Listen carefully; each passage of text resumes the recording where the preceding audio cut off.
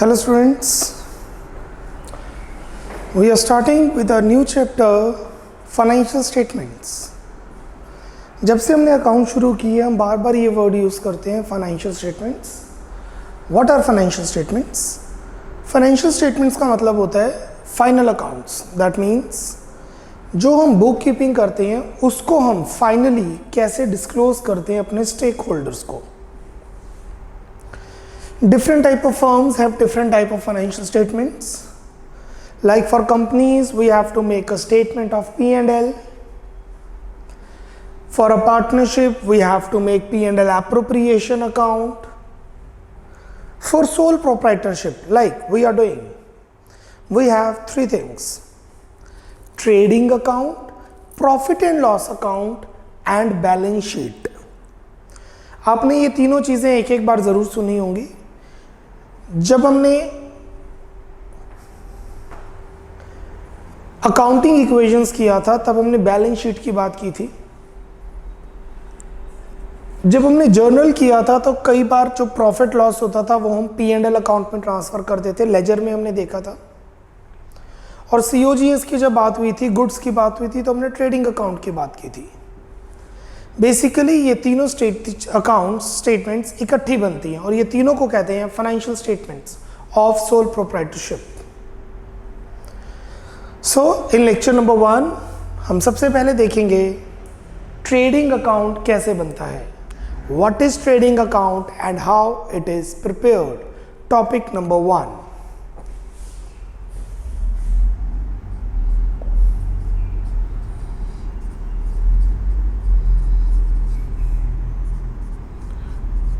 Trading account.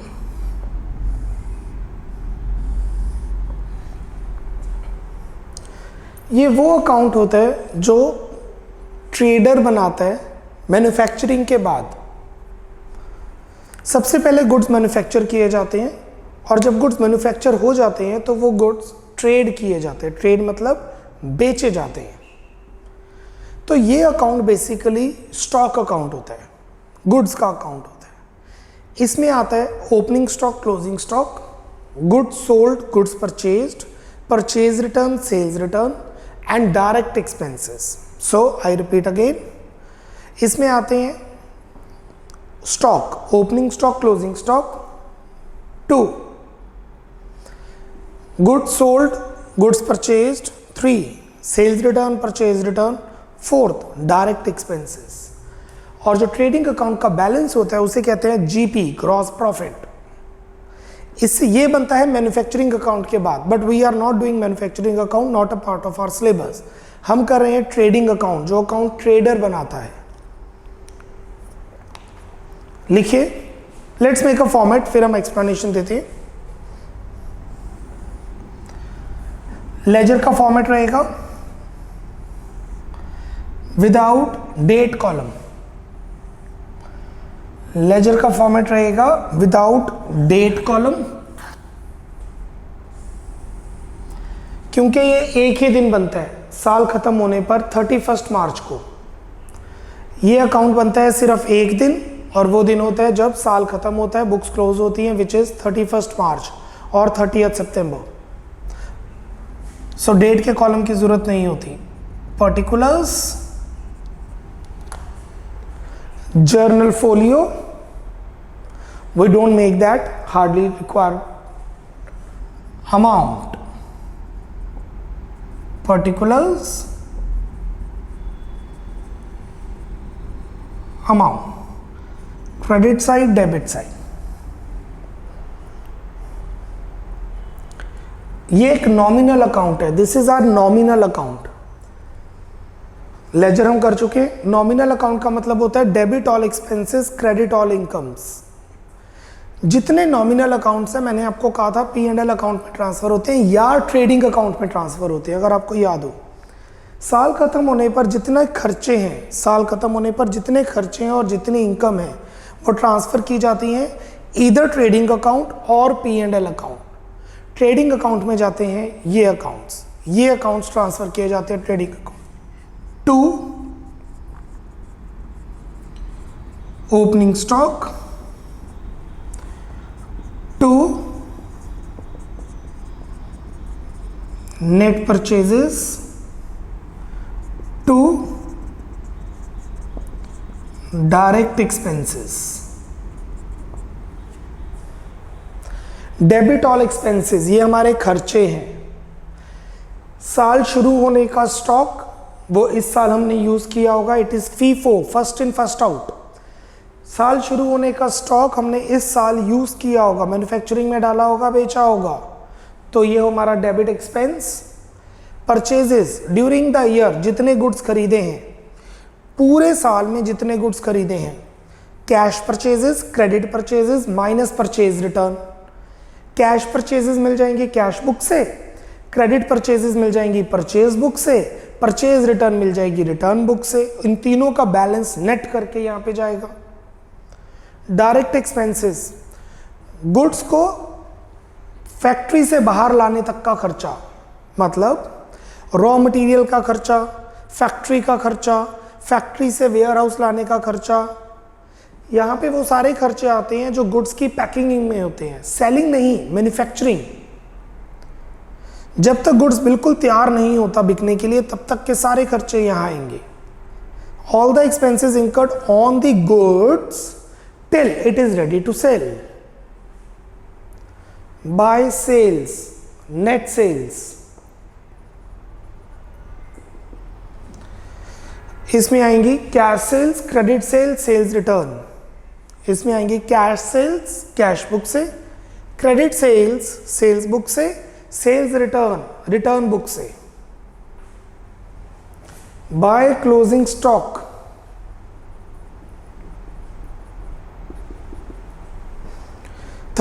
मार्च को जो stock नहीं बिका, 31 मार्च को जो स्टॉक नहीं बिका, ये वो अमाउंट आएगी।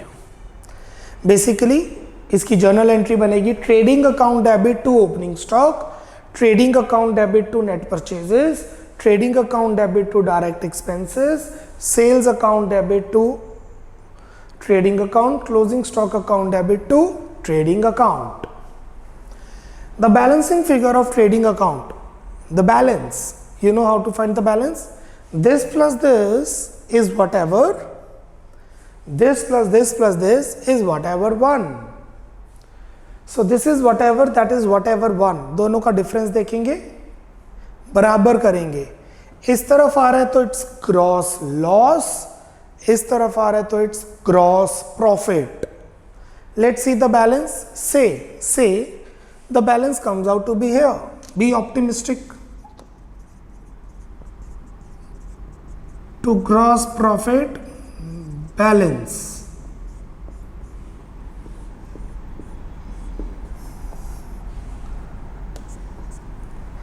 And this is your trading account. I hope आपने फॉर्मेट बना लिया है। राइट डाउन दी एक्सप्लेनेशन, इसकी एक्सप्लेनेशन दे रहे हैं हम। 1 2 3 4 5 6, I'm giving explanation 6 points and then we'll start with the sums. उसके बाद हम सम शुरू करने जाएंगे, करेंगे। Write down number 1, write down number 1,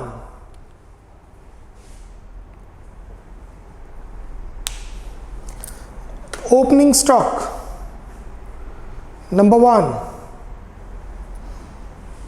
opening stock, it is the amount, it is the amount of stock, it is the amount of stock as on 1st April, as on 1st April, that is beginning of the accounting year, that is beginning of the accounting year, full stop.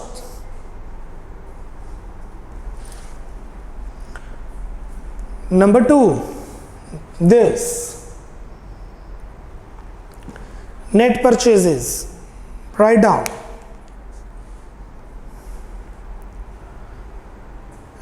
net purchases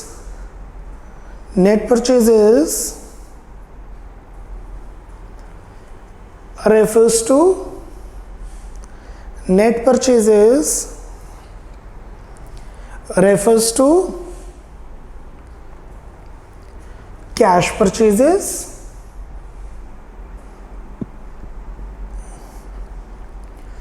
plus credit purchases minus purchase returns,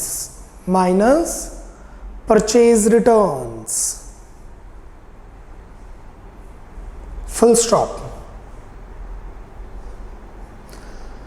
अगर आपने कोई भी calculation show करनी होती है, if you want to show any calculation, तो आप inner column में शो कर सकते हैं. You can show the calculation here, but outer column is for the main figure.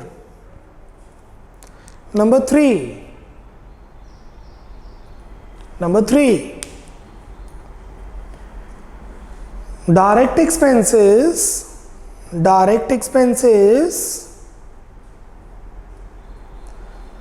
are those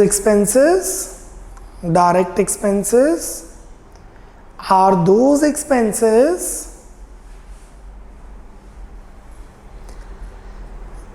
which are directly paid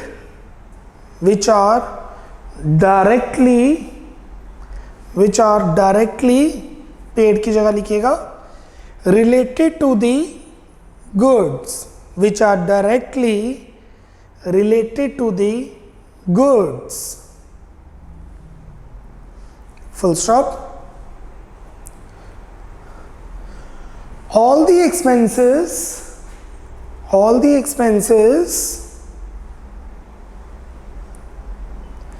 incurred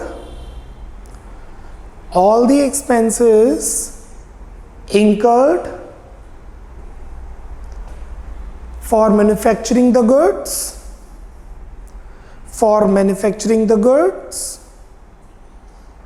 comma,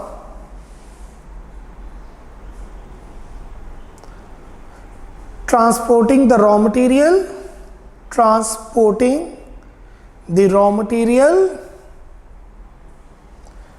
comma,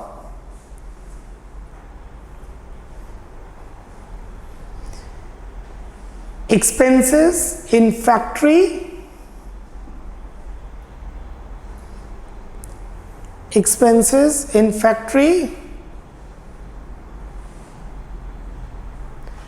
etc.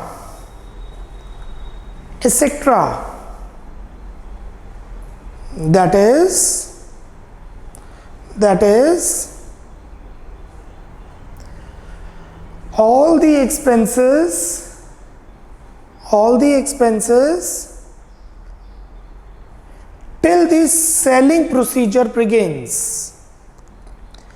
All the expenses till selling procedure begins are direct expenses.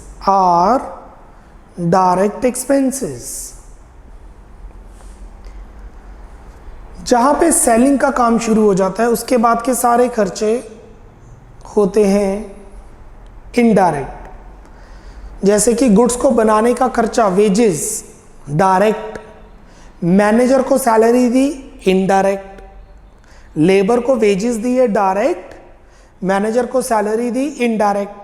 Factory का rent दिया, direct. Office का rent दिया, indirect. Factory के अंदर कोयला, कोल, gas, पार लगी, direct. Office के अंदर कस्टमर्स को पानी दिया, उसका खर्चा, इनडायरेक्ट. इलेक्ट्रिसिटी का बिल आया, इनडायरेक्ट.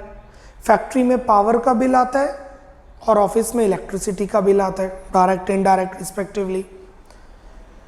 पैकिंग का खर्चा रॉ मटेरियल का, डायरेक्ट. पैकिंग का खर्चा फिनिश्ड गुड्स का, indirect.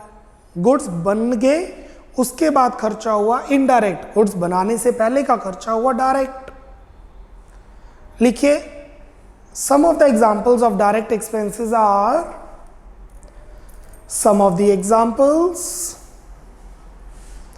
of direct expenses are, लिखिए एग्जाम्पल्स,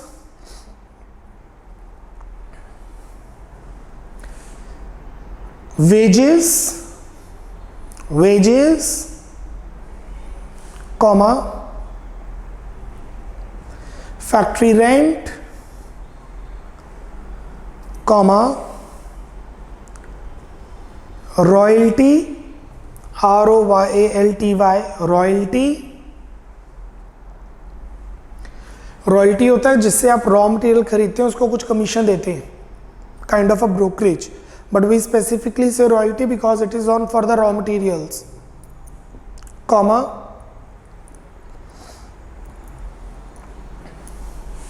कैरेज इनवर्ड,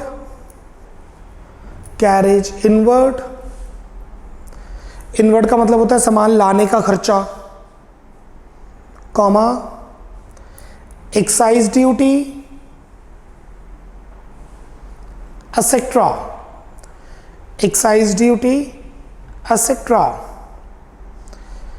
जो एक्साइज ड्यूटी होती है वो होती है मैन्युफैक्चरिंग ऑफ गुड्स, जो गुड्स मैन्युफैक्चर होते हैं उसके ऊपर जो खर्चा होता है that is called excise duty, etcetera. जैसे बाहर से रॉ मटेरियल मंगवाया तो आप कस्टम ड्यूटी पे करेंगे, वो भी एक डायरेक्ट एक्सपेंस है। I think I am clear with the direct expenses.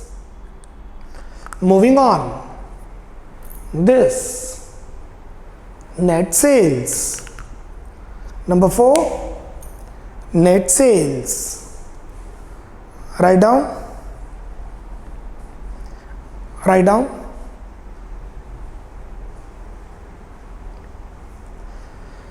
net sales refers to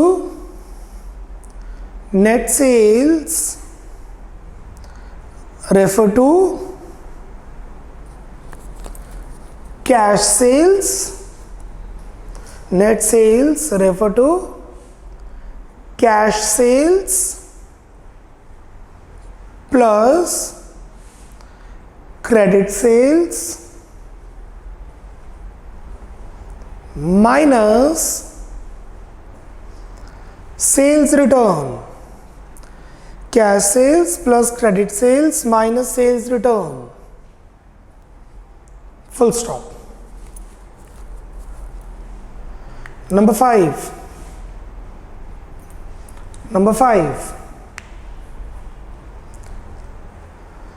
closing stock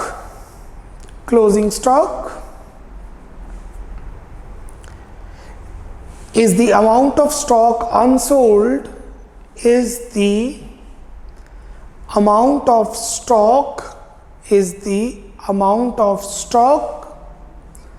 unsold, amount of stock unsold at the end of the year,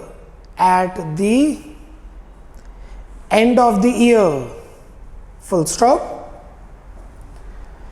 It is valued at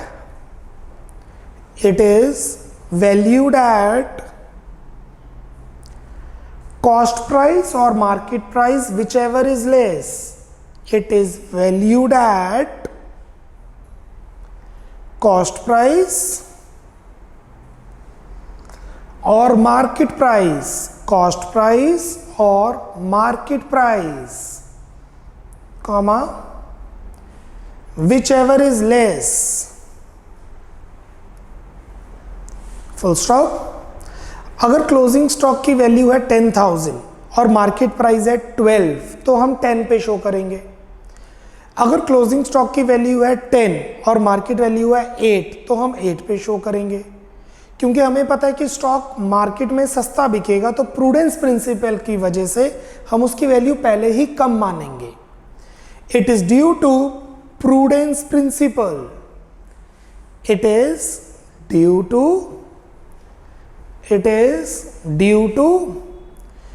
prudence, PRUDENCE, prudence principle, full stop। जब journal chapter किया था आपको बताया था कि ये हम journal में नहीं डालते, क्योंकि इसकी जर्नल एंट्री अब मैं आपको बताने जा रहा हूं। Following journal is passed to record the closing stock. following journal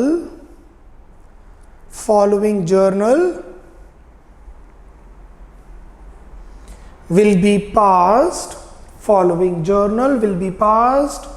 to record the closing stock, और वो जर्नल होता है closing stock account debit to trading account.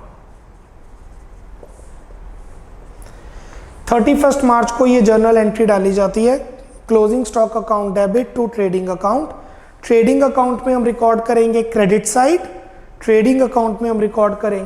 Side, और क्लोजिंग स्टॉक अकाउंट में रिकॉर्ड करेंगे debit side.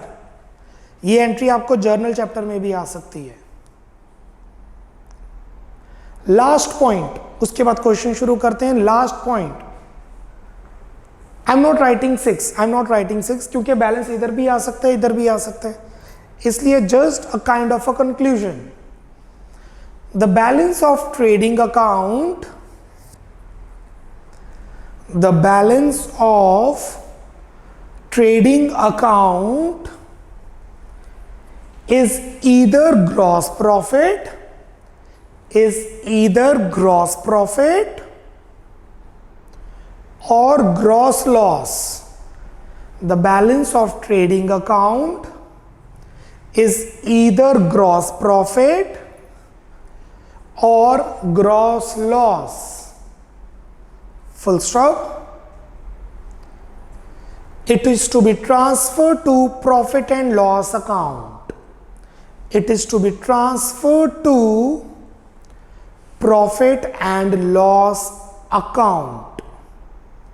Full stop. So जो इस account का बैलेंसिंग फिगर है वो या तो आएगा जीपी या जीएल, और वो जाएगा P&L अकाउंट में। P&L अकाउंट कैसे बनते हैं वो आगे के लेक्चर्स की बात है। अभी तो हमने सिर्फ ट्रेडिंग अकाउंट सीखा है और अभी उसको हमने करना है। I think I am clear with the trading account concept. Cool, let's proceed with the trading account. You have the assignment worksheet number 6.1। We have around 51 questions. 51 questions हमारे पास हैं related to trading account, P&L account, balance sheet of this chapter. Exam में ज्यादातर question आता है with adjustment, अभी हम कर रहे हैं without adjustment. We can not do with adjustment unless otherwise हमें विदाउट आता हो। So let's start with the question number 1। Question number 1, from the following information prepare trading account for the year ended 31 March 2018। Trading account for the year ending 31st March 18.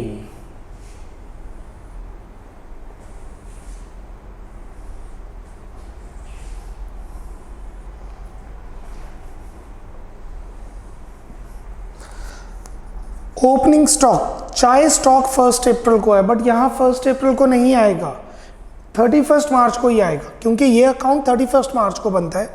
1 अप्रैल का मतलब है हमारे पास साल शुरू होने पर 1,20,000 का स्टॉक था,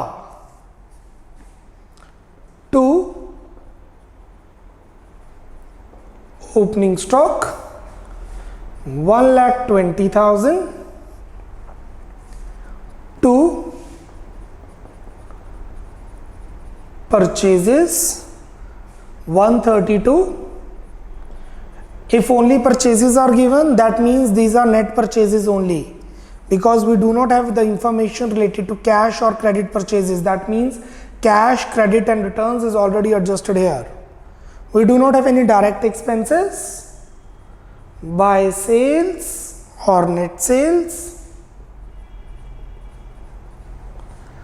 by closing stock.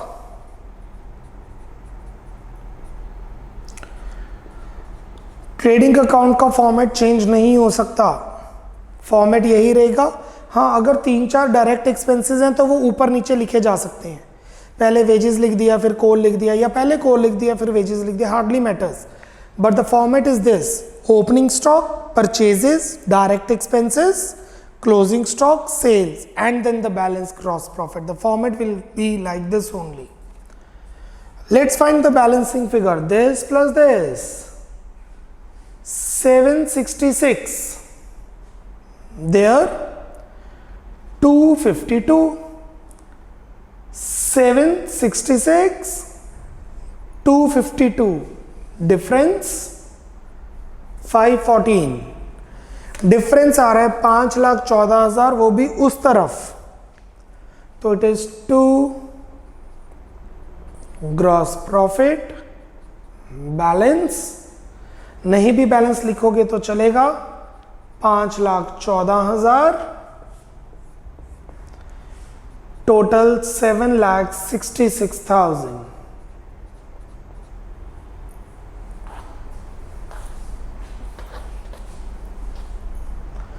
Trading account. अब 5,14,000 का जो प्रॉफिट हुआ उसमें इनडायरेक्ट एक्सपेंसेस जाएंगे, फिर हमारा नेट प्रॉफिट आएगा। Question number 2, prepare trading account for the year ending 31st March 2018 from the following information. Make the format: trading account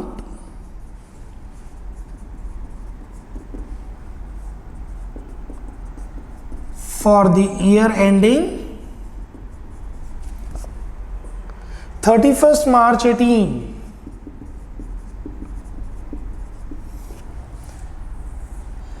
Particulars amount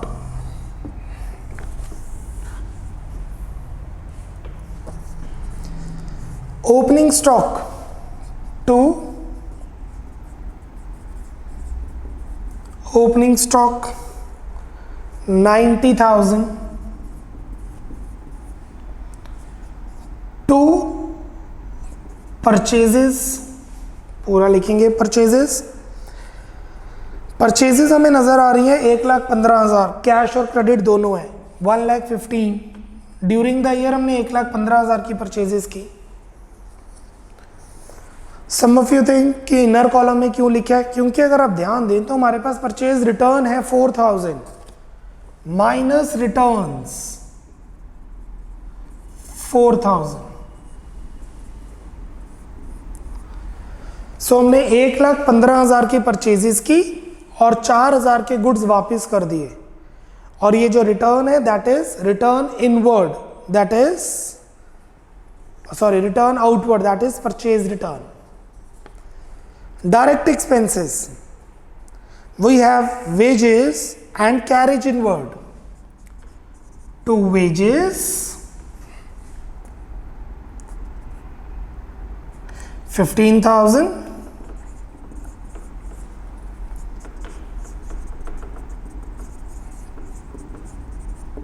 to carriage inwards 5,500,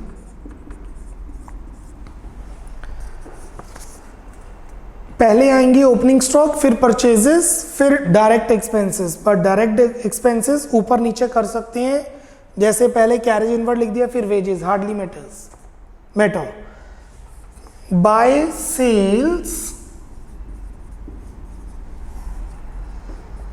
sales we have 4 lakh, inner column,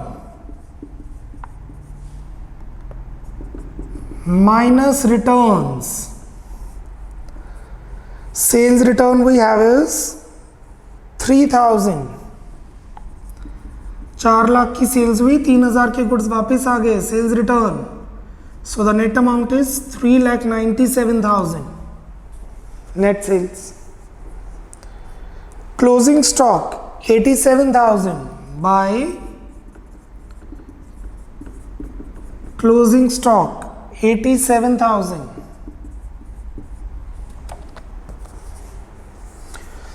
So let's check once. Opening stock 90, purchases 1,15,000, purchase return 4, wages 15, carriage inward 55, sales 4, sales return 3, closing stock 87. Right, cool. Now the balance of trading account, that side total is 484, credit side का total है 484,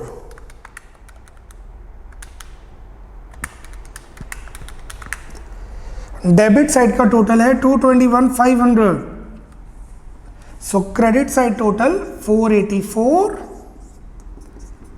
debit side total 221,500.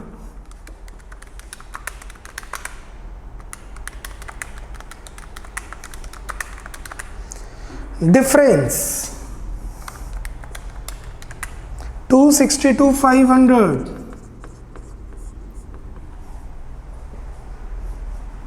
This side, so it is gross profit. To gross profit balance 262,500. Total 484,000. This is our trading account. Moving on. Question number 3.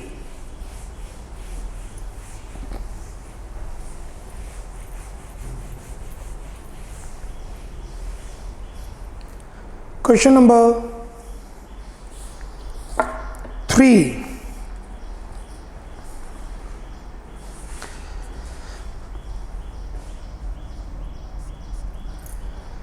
Prepare a trading account of Messrs Steel and Iron Stores for the year ended 31st March 18 from the following balances. In the books of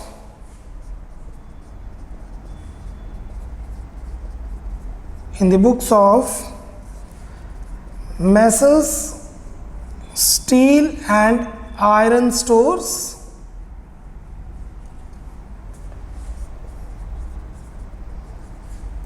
trading account for the year ending 31st March 18.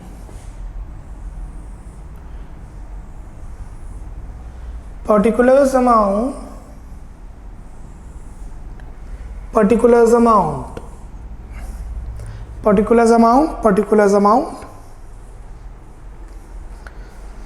First of all, opening stock 2, opening stock 55,000, 55,000. After that, purchases, 2 purchases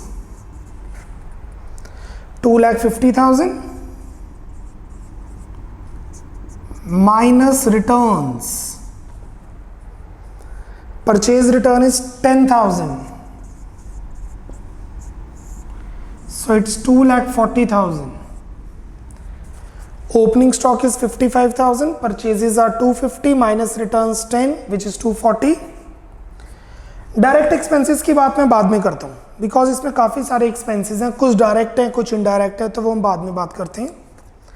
sales, by sales 7,55,000 minus returns. Sales return is 5. We get 750. Closing stock नीचे given है, अगर आप ध्यान दें 75 bye closing stock additional information में 75,000. So opening stock is 55,000. Purchases we have is 250. Purchase return we have is 10. Sales we have is 755. Sales return we have is 5. And closing stock is 75। अब हम बात करते हैं direct expenses की। I repeat, अब हम बात करते हैं डायरेक्ट एक्सपेंसेस की, one by one. Freight,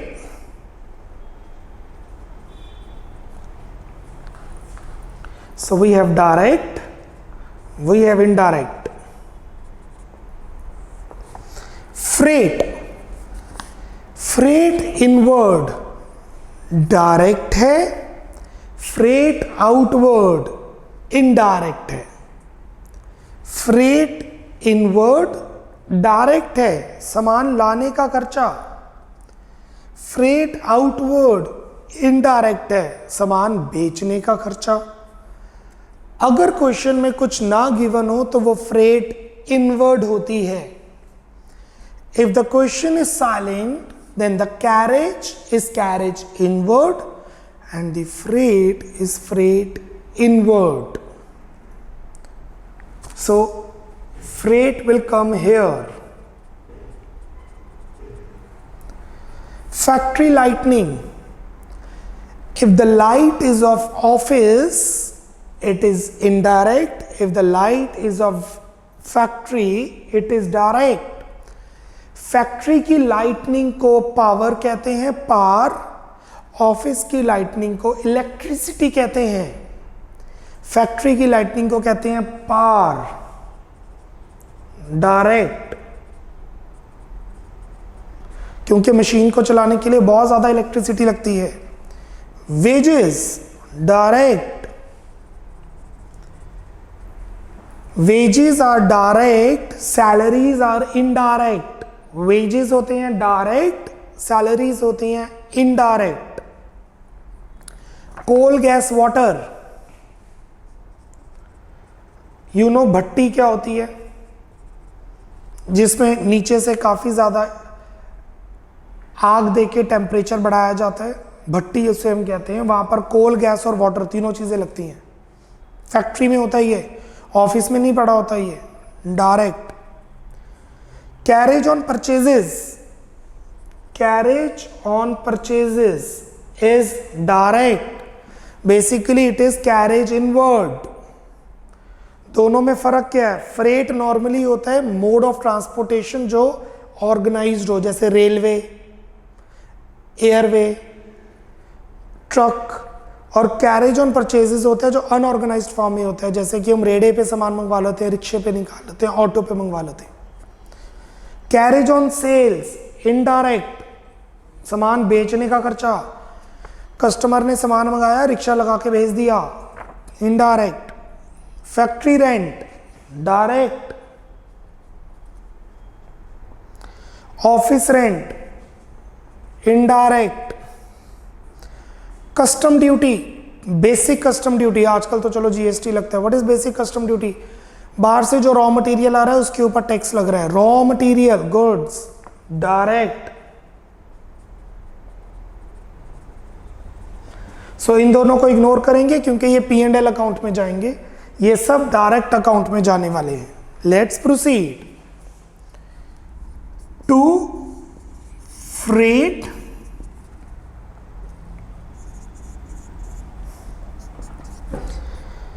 to factory lighting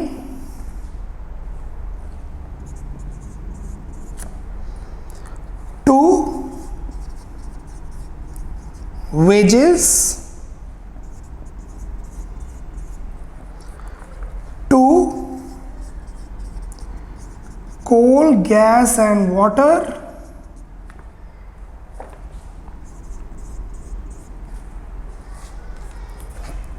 to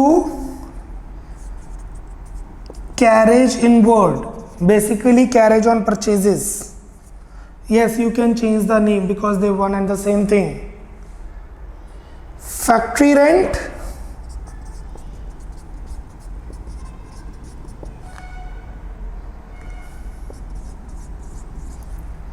custom duty,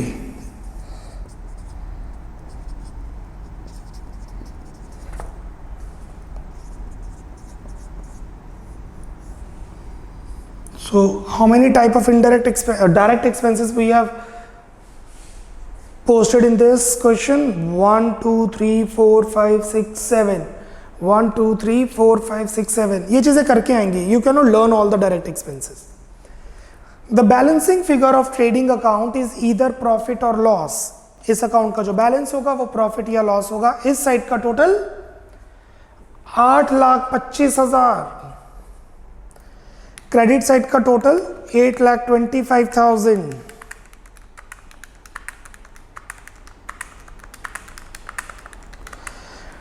debit side का टोटल 3,96,000.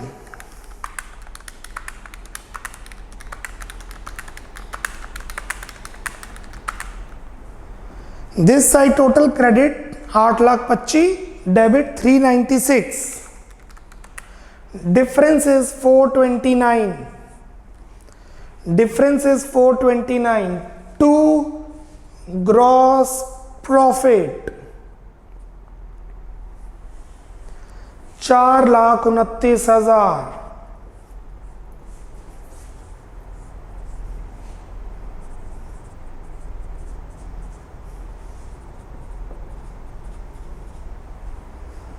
अब ये ग्रॉस प्रॉफिट ट्रांसफर होगा P&L में, और फिर P&L में इनडायरेक्ट एक्सपेंसेस डालेंगे और indirect income will study later on. नीचे नोट लिखिए, give a foot note. Carriage on sales and office rent. Carriage on sales and office rent are indirect expenses, and hence not posted